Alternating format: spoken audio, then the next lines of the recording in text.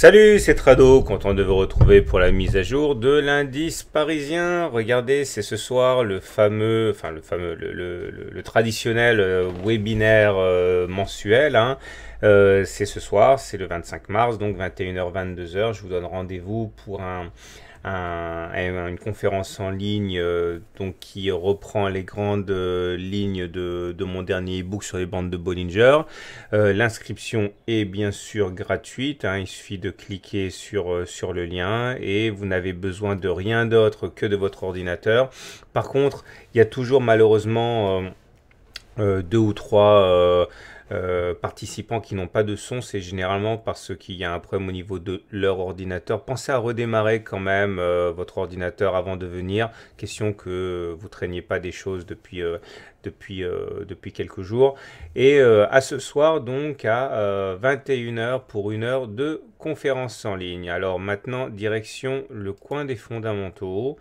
Et on voit que c'était plutôt pas mal en fait, hein, pour l'Europe, puisque la statistique importante, c'est qu'il y a une amélioration du climat des affaires qui confirme les statistiques d'hier sur une accélération de l'activité économique. Aux États-Unis, petit ralentissement des commandes de biens durables, mais globalement, hein, si on se concentre sur l'Union européenne, bah, c'était pas trop mal.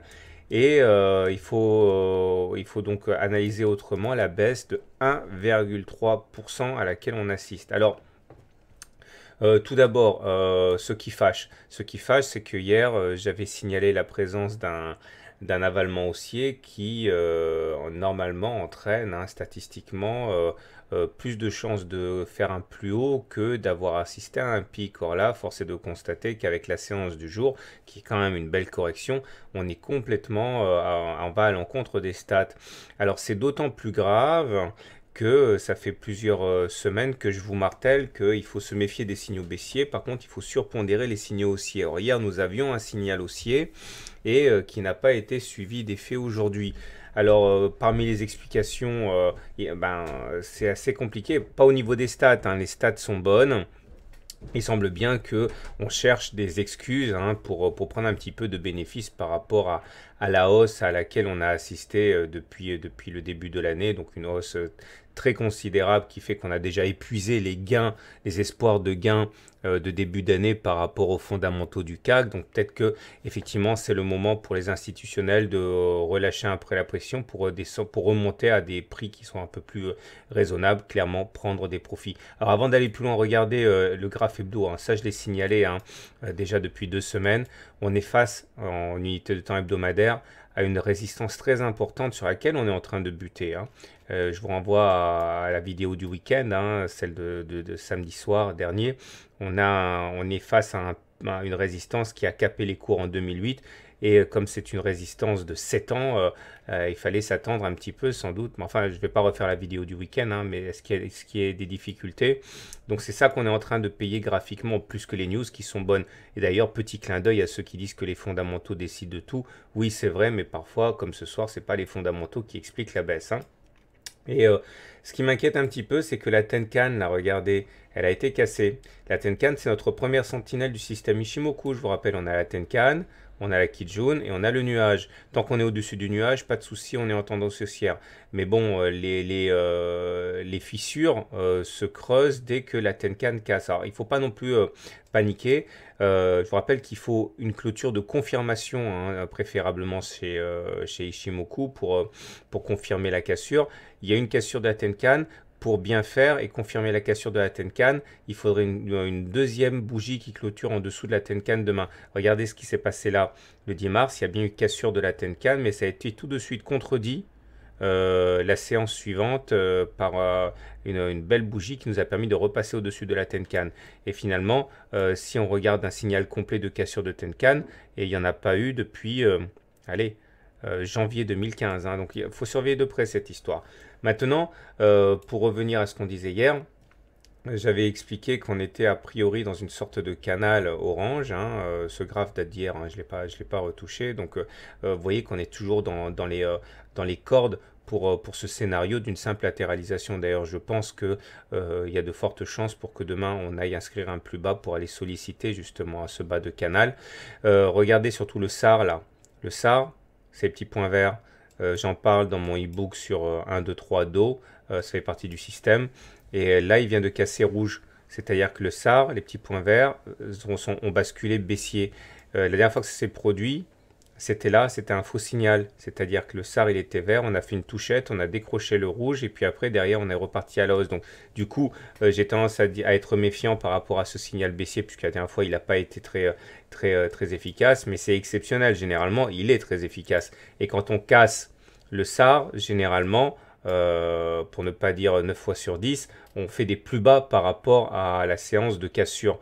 Donc ce qui me fait dire qu'on ira sans doute chercher, à mon avis, ce point-là, hein, à peu près. Tout en gardant à l'esprit que je maintiens que voilà, la tendance est fondamentalement haussière. On est au-dessus de la M20, au-dessus de la Kijun, enfin j'ai déjà parlé. Maintenant, attention si on casse le biseau, là par contre ça serait un petit peu plus embêtant, le biseau noir. Les indicateurs techniques me gênent aussi un petit peu. Tout d'abord, les volumes, ça, bon, rien de spécial. Les volumes, pas de hausse de volume sur la baisse, donc ça veut dire que la baisse est sous contrôle, hein, c'est pas la panique. Par contre, regardez, le momentum décroît, c'est-à-dire que la pression haussière est toujours là, mais elle est de moins en moins forte, et on avait toujours une divergence baissière hein, qui nous était signalée depuis des semaines et des semaines. Le MACD est toujours en dessous de son signal. Ça nous met dans une situation de vulnérabilité à la baisse. Mais tant que le momentum est positif, j'y accorde pas trop d'importance. Moi, ce qui m'inquiète surtout, c'est le stochastique et le CCI. Et là, pareil, hein, j'ai fait un e-book là-dessus. L'idée, c'est que voilà, vous avez le stochastique en bleu et vous avez le signal en rouge. Et lorsque l'on va au-delà de 80, comme ça, hop, on est en zone de surachat et normalement il ne faut plus spéculer à la baisse. Par contre, lorsque l'on sort de la zone des 80, ça, très souvent, ça peut être considéré comme un accès de faiblesse qui peut être tradé à la baisse. Et regardez un exemple ici. Voilà, on était parti au-dessus de 80 et dès qu'on est sorti, pouf, on est sorti de la zone de surachat et derrière les cours ont plongé. Ok, donc il faut vraiment faire attention, j'aime pas beaucoup ça. En même temps, le CCI nous fait la même chose, hein, c'est-à-dire qu'on était dans la zone de surachat à plus 100. Je sais pas, non, c'est pas parce que. Donc, je me suis trompé. Signal baissier aussi. Signal baissier aussi parce que, bah voilà, on sort de la zone de surachat aussi. En plus, on avait une double divergence baissière à côté. Donc, méfiance, méfiance.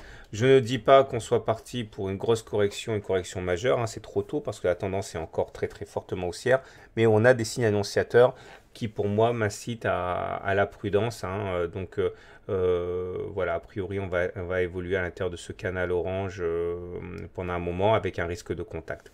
Voilà, ah, notre M20 qui est là. Je ne vais pas vous faire l'affront parce que vous allez m'envoyer 50 000 mails goguenards de vous dire que la loi du retour à la M20, donc il est charitable de taire la loi ce soir. Mais bon, peut-être qu'on va l'avoir enfin, hein, ce retour à la M20. C'est pas à peine d'envoyer les mails, je plaisante, je plaisante. Voilà, je vous dis à tout à l'heure pour la conférence en ligne sur les Bollinger. C'est un record, hein. Il n'y a jamais eu autant d'inscrits pour une conférence en ligne. Donc à mon avis, c'est vraiment un sujet qui vous passionne et à juste titre, c'est vraiment très bien comme outil. À tout à l'heure.